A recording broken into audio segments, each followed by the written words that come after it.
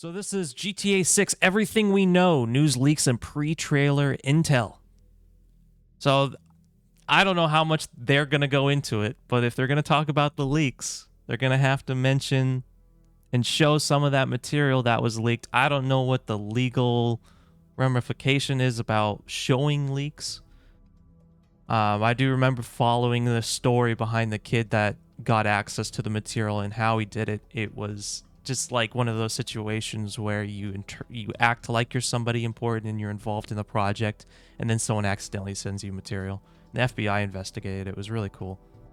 Not so cool for Rockstar, but cool for understanding how that whole system works and how people can gain access to your information. It's important to learn from that so you can avoid it.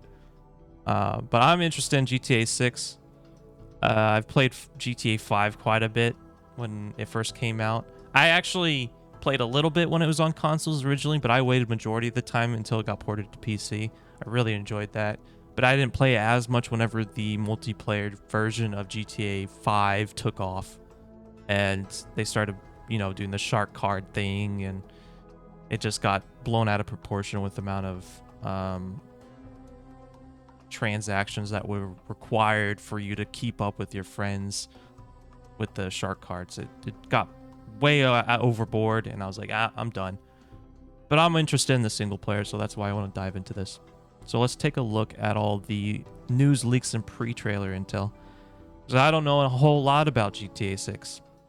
So let's find out. After years of yearning from fans, intense speculation, rumors, unthinkably massive data breaches, and even an FBI investigation, co-founder and president of Rockstar Games Sam Houser posted on the studio blog and Twitter account on November 8th that the first trailer for the next Grand Theft Auto will be released in early December. In just a few hours, the tweet had nearly 100 million views, almost 500,000 retweets, and over 1 million likes. For an announcement of an announcement. But how did hype for the next entry in the vaunted series reach such a fever pitch? Let's take a look at everything we know about Grand Theft Auto 6. I'm excited. Glad they put this together. I didn't want to look up all this. While we didn't get any actual details about GTA 6 until a report from Kotaku in 2020, there were murmurings more than a decade ago before GTA 5 was even released. Between bits and pieces like hypothetical comments from the newly departed former president of Rockstar North, Leslie Benzies, in interviews with Digital Trends in 2012, and a Tech Radar report in 2016 that GTA 6 was in development, there's been a quiet simmering of rumors in the background ever since the launch of Grand Theft Auto 5. That simmering turned into a slow boil when co-founder of Rockstar Games and brother to Sam, Dan Houser, while giving an interview to GQ about Red Dead Redemption 2, spoke about the difficulty of satirizing the then present-day stranger-than-fiction landscape. It's really unclear what we would even do with Grand Theft Auto 6, let alone how upset people would get with whatever we did. Dan Houser is probably very honest, deflections aside. With the abundance of these rumors and insider reports, it's safe to assume that since the release of Grand Theft Auto 5, some version of GTA 6 was always in at least pre-production at Rockstar. So, a couple things. One, I was disappointed with GTA 5 in that it never got story DLC. That was something that we were always pushing for and everyone wants, but it's not the money driver that is the GTA 5 Online. So we never got that. Wouldn't surprise me with GTA 6 that also happens and we don't get any DLC in that department, because they're probably just going to put out a really good story. It's solid, it's complete, and then they're just going to put all their resources into multiplayer again, because that's where they got billions of dollars. So it makes sense that they would do that. Kind of disappointed for me. Multiplayer is cool, but not if you're going to make it a casino driven situation. Like, I remember one of the updates that ticked me off about GTA 5 was when they introduced I think it was called a Diamond Casino.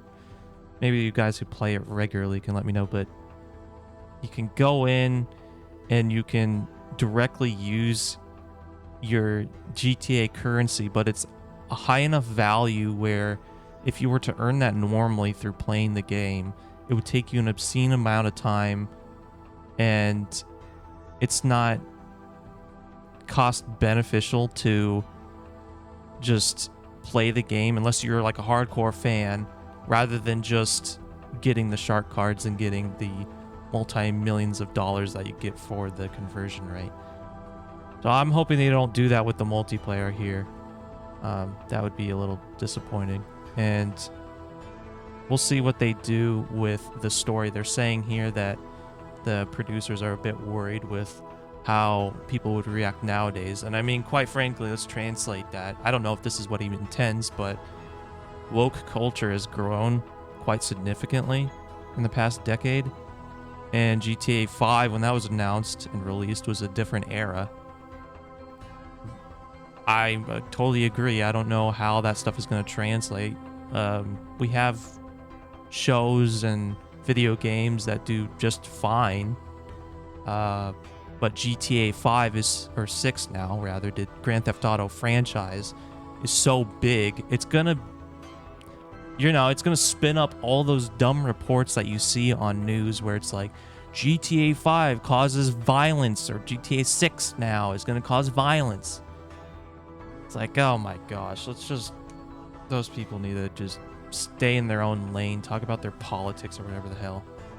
But leave the gaming stuff out of that. And I think that might be what they're worried about. But honestly, I think it will go just fine. Everyone still plays GTA 5 without issue. So I don't think there's any reason for the team to be nervous. But we first reliably heard that GTA 6 was in development from the 2020 Kotaku report, only a few short months after the departure of Dan Houser from the studio. While this report from Kotaku was primarily focused on Rockstar's workplace culture, it mentioned that the next GTA was early in development, and this was confirmed to IGN by an anonymous source close to Rockstar Games. The report also mentioned a possible decrease in scope to help alleviate crunch with larger title and map updates at a future date. While a few more leaks and rumors would abound in the next 2 years, finally, in February of 2022, Rockstar sent out a press release claiming that development was well underway. A decade's worth of smoke had finally led to a very real fire, and we had official confirmation from the studio.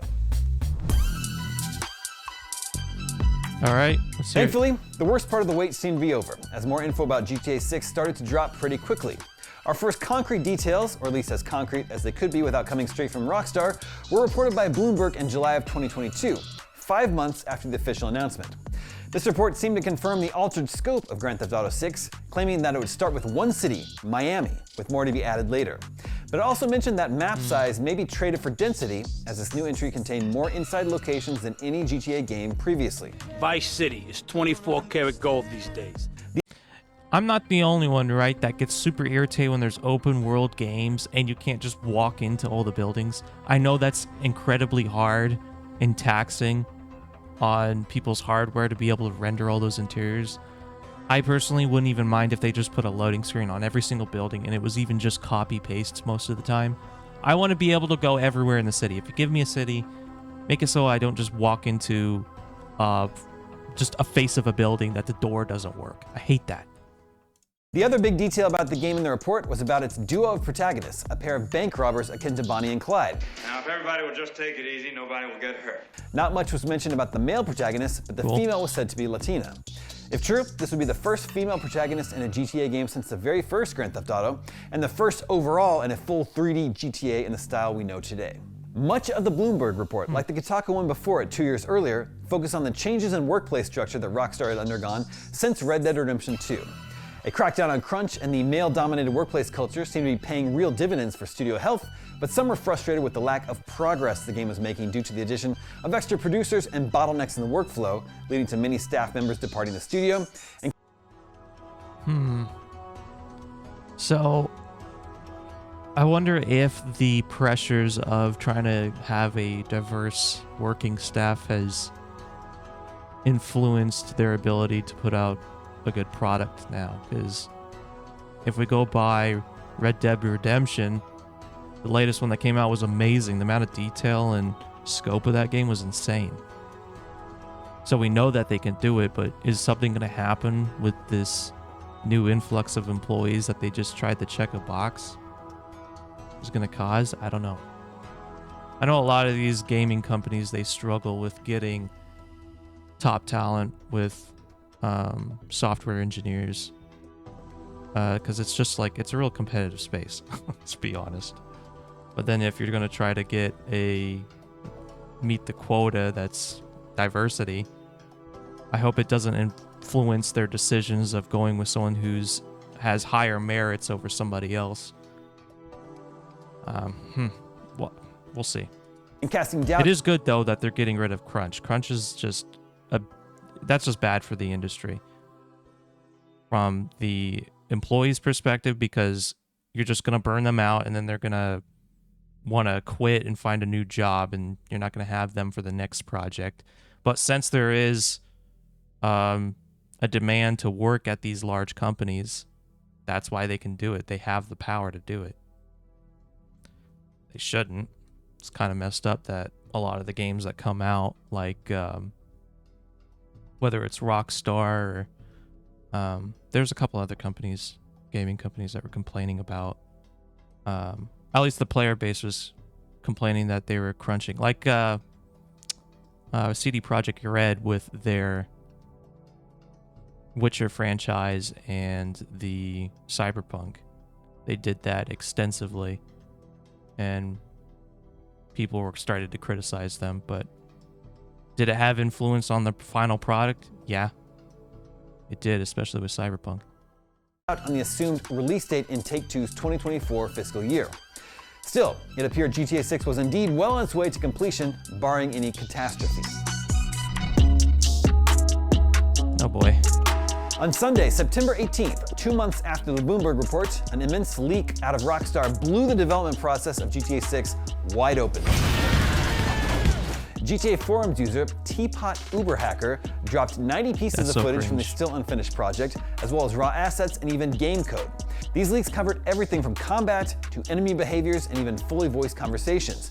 And while many of the leaked materials have been scoured from the internet to the best of Take-Two Interactive's ability, the leaks confirm the earlier reports of the male and female protagonists and the game's setting, Miami. This is a disaster. We are so screwed, man.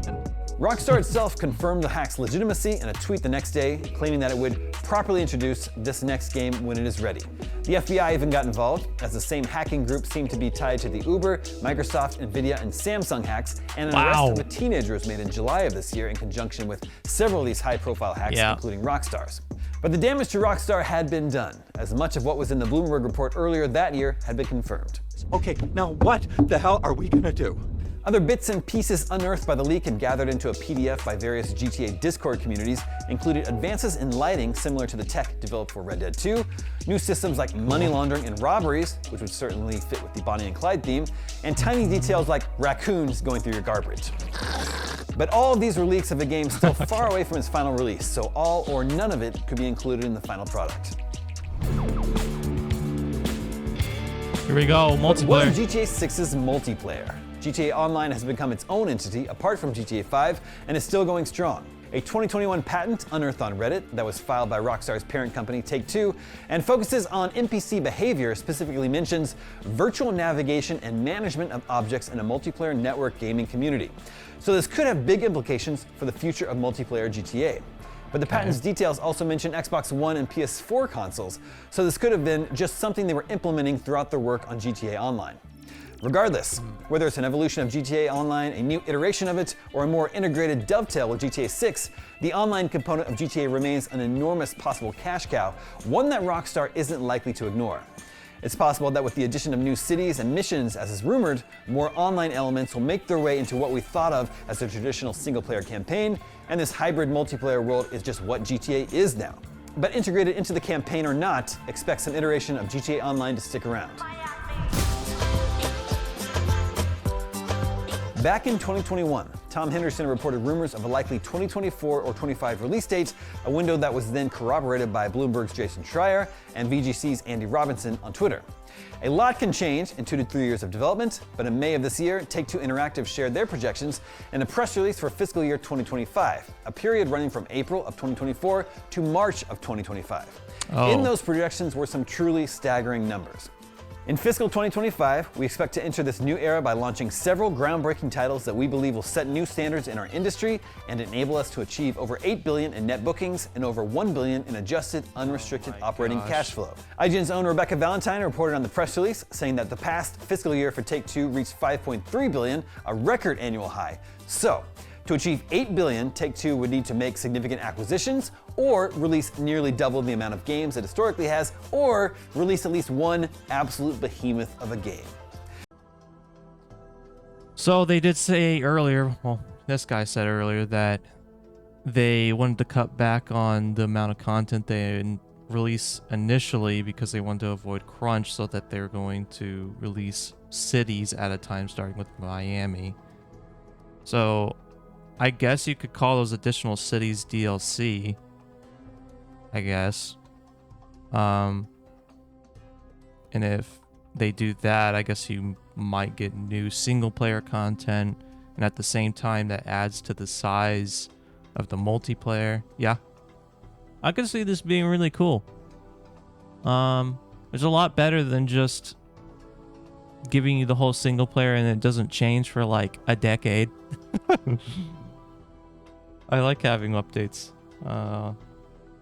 Gives me a reason to come back to the single player. Multiplayer is cool too. I'm not taking away from that, but I prefer GTA single player. Given all the previous information and Rockstar's recent trailer announcement, it seems we can finally expect Grand Theft Auto 6 to be released sometime next year, if not soon after.